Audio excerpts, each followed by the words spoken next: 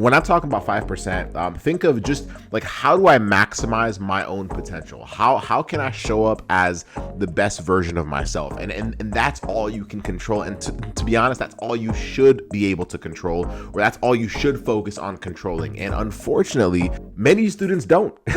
Many students quit or get in their head, or just settle way short of their potential. And I don't want that to be you.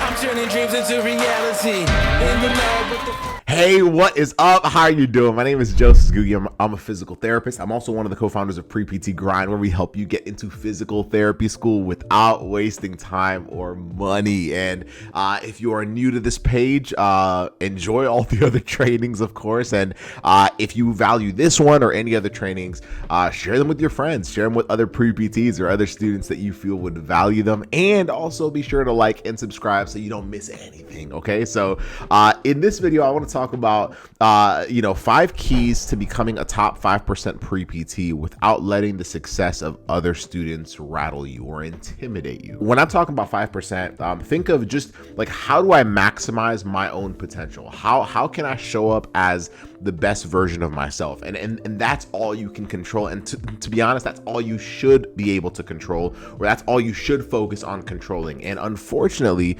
many students don't.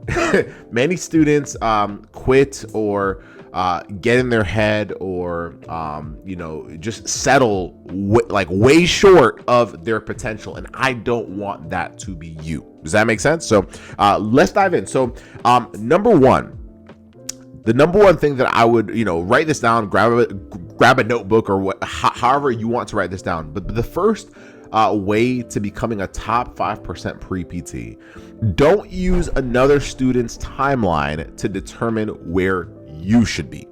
Now, this is probably one of the bigger mistakes that we've seen students make for years. And it comes in the form of, how long did it take such and such, or like maybe it's in a thread or a Facebook group or whatever, and you're asking other students how long it took for them to get a certain result, whether it's hearing back from a school, or studying for the GRE, or when you reapplied, we're using other people's experiences to determine what we should expect in our own, and it actually doesn't work that way, right? So for example, I have students that are like, well, I have a classmate who applied to this school last year and they got an interview within the first 2 weeks. Like 2 weeks after submitting the application, they got an interview. So this year I applied at about the same time they did, and I haven't heard anything, and it's been 4 weeks. Y'all, like this, and it throws you off because you're like, oh my goodness, like I'm not going to qualify. I'm not going to be good enough. When in perspective, 4 weeks is not a long time.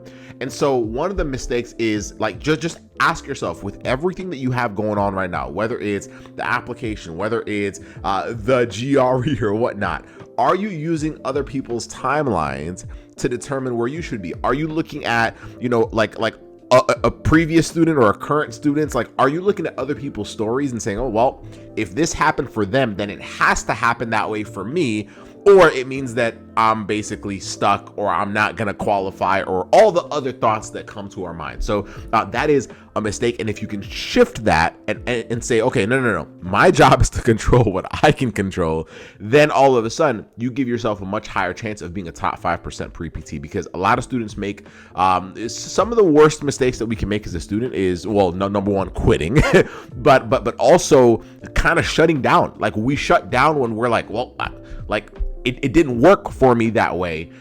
So I guess this must be the beginning of the end, or whatever your thoughts are. So let that mindset shift for you so that now you can start focusing on you and not everybody else. So number two, stop treating your pre-PT journey like a side project. What do I mean by that? Stop treating it like a side project and obsess over the process. So, I talk about this with students that are in our accepted system coaching program, but I say like for the limited period of time, like whether you are 6 months away from applying to PT school or a year away or 2 weeks away, I don't know. Like for the limited period of time that you have between now and when you get into PT school, you have to obsess over it. Like this is your craft. Like obsess over it. A lot of us, really just kind of put it in the back burners. We're like, well, I'll just study my classes, and then, a few weeks before the application opens, I'll just do what everyone else is doing. And we're confused as to why we don't perform at a very high level. One of the best things you can do for yourself is actually understand how this whole thing works. How do schools make decisions? How does the technical aspects of like things like PT CAS or whatnot, like how do those things work? Like start obsessing over it. Start obsessing over the profession. Like where is the profession going? Where is the profession right now? How can I use that to like not only lock myself in, but to communicate better with schools, or to like how can I use these things in my favor? And so I don't like as a student, if you want to be a top 5%, now if you don't want to be a top 5% pre-PT, then by all means, just ignore everything I'm saying. But if you want to be a top 5% pre-PT, stop treating your pre-PT journey like a side project, because many of us do. Like just ask yourself, how much time have you spent towards, like, and I'm not talking about just retaking classes, because it's easy to be like, well, I'm working on my classes. No. How much time have you spent investing time in learning how the GRE actually works, or the school? Like how much time, like think of the percentage of time you've invested or you're investing into those things, and ask yourself, is that enough? Like think of pro athletes, like professional athletes literally obsess over their craft. Are you treating it the same way? Number 3, use your past and current frustrations as fuel. So all the things that sometimes make you feel like you're not good enough, or that you're not going to qualify and all that stuff. Well, take those same things and use them as fuel. I actually remember an interview that I did with one of our students. His name is Ben Kim. I talk about this story quite a bit, mainly because he had a 2.4 GPA. And that's just, for a lot of students, that just seems like so impossible, right? And so I remember having an interview, a YouTube interview actually. So if you want to go listen to it, go, just look on our YouTube channel and type in Ben Kim or 2.4 and you'll find it. But in there, you'll hear him talk about the fact that at one point he had to switch gears. He said, I'm going to anchor on my why. So I'm going to anchor on the reason why I want to become a physical therapist, but I'm going to use the things that feel like impossible, right? Whether it's my grades, whether it's my rough start academically, whatever that is, I'm going to use those as fuel. Like what for many people might be an excuse is going to be the reason why I work harder than anybody else. And once his mindset shifted to that, he called it playing angry. Like in the interview, he's like, I started playing angry. And so that's what he was referring to. So right now, are you using your frustrations as an excuse as to why you'll never be good enough? Or are you using them as fuel to help you push harder, work harder, wake up every single morning with a fire that gets you drastically closer to your dream of becoming a physical therapist? That's a question you have to ask yourself. And then number four is this. Remember that what you are exposed to always makes sense. Listen very carefully to what I'm about to say. What you're exposed to always makes sense. So this is in reference to who you're around. Now, have you ever been around people that are very positive, right? And just the longer you're around them, you just feel better. And then have you been around people that were negative?